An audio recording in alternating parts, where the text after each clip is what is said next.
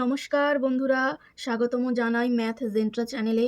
আজকের এই ভিডিওতে আমরা পড়ব কম্পাউন্ড ইন্টারেস্ট বা চক্রবৃদ্ধি সুদ।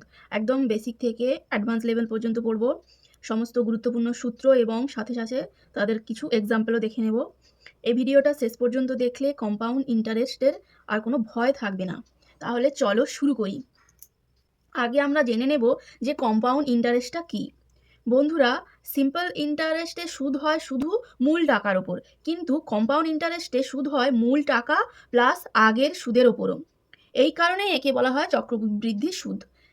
এবার এই কম্পাউন্ড ইন্টারেস্টে যে মেন যে তিনটে জিনিস লাগে সেগুলো হলো প্রিন্সিপাল, যা কিনা পি দ্বারা ডিনোট করা হয়, যেটা হচ্ছে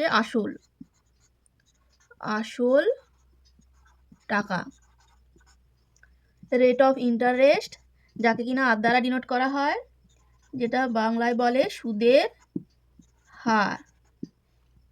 টাইম, টি মানে সময়। টাইম এখানে সাধারণত বছরেই দেয়া থাকে। এবার দেখা যাক যে অ্যামাউন্ট মানে মোট টাকা। সুদটা যোগ হওয়ার পর যে মোট টাকা, সেই অ্যামাউন্ট বের করার সূত্রটি কি হয় দেখিনি। প্রথমে আমরা বের করব কম্পাউন্ড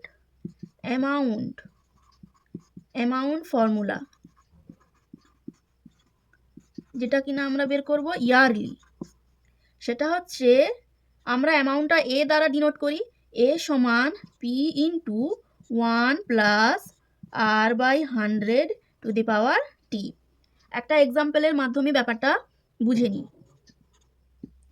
যদি পি আমি 1000 টাকা নিলাম, আর নিলাম 10%, টি নিলাম 2 বছর, তাহলে এক্ষেত্রে অ্যামাউন্ট এ সমান হবে 1000 ইন্টু 1 প্লাস 10/100 টু দি পাওয়ার 2 সমান, এটা একটা শূন্য কাটলো, 1000, এটা 11/10 স্কোয়ার,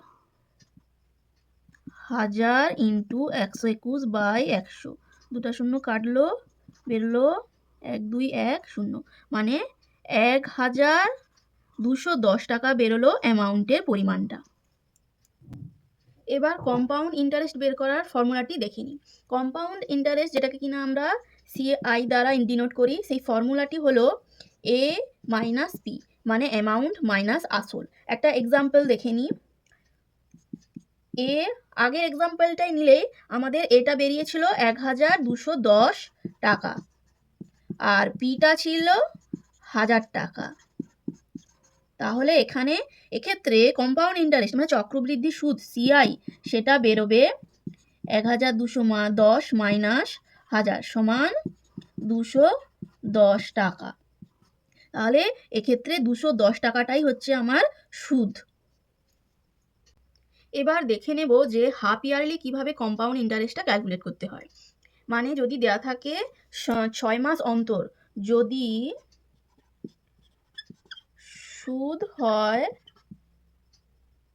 6 মাস অন্তর, সেক্ষেত্রে অ্যামাউন্টের ফর্মুলা এ সমান হবে P into 1 plus R by 200 to the power 2t। একটা এক্সাম্পল দেখে নিলাম পি সমান 2000 টাকা, আর সমান নিলাম 10%, টি সমান নিলাম 1 বছর।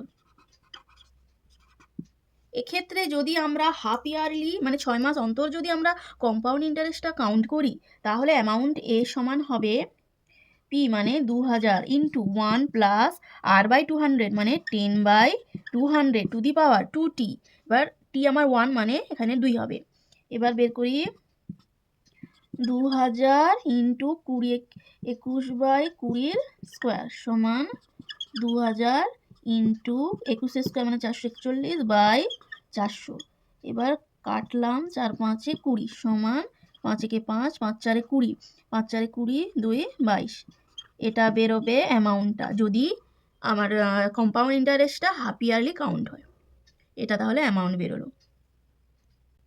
এবার দেখে নেব যে কোয়ার্টারলি কম্পাউন্ড ইন্টারেস্ট কিভাবে ক্যালকুলেট হয়। মানে যদি সুদ 3 মাস অন্তর দেয়া থাকে। সেক্ষেত্রে আমার অ্যামাউন্টের ফর্মুলাটি হবে a সমান p ইন্টু 1 প্লাস r by 400 to the power 4t। একটা এক্সাম্পলের মাধ্যমে আমরা ব্যাপারটা দেখে নিই। p নিলাম 4000 টাকা, r নিলাম 8%, t নিলাম 1 বছর। তাহলে সেক্ষেত্রে অ্যামাউন্ট a সমান হবে 4000 into 1 plus 8 by 400 to the power, টির মান যেহেতু 1 তাই হবে এখানে 4।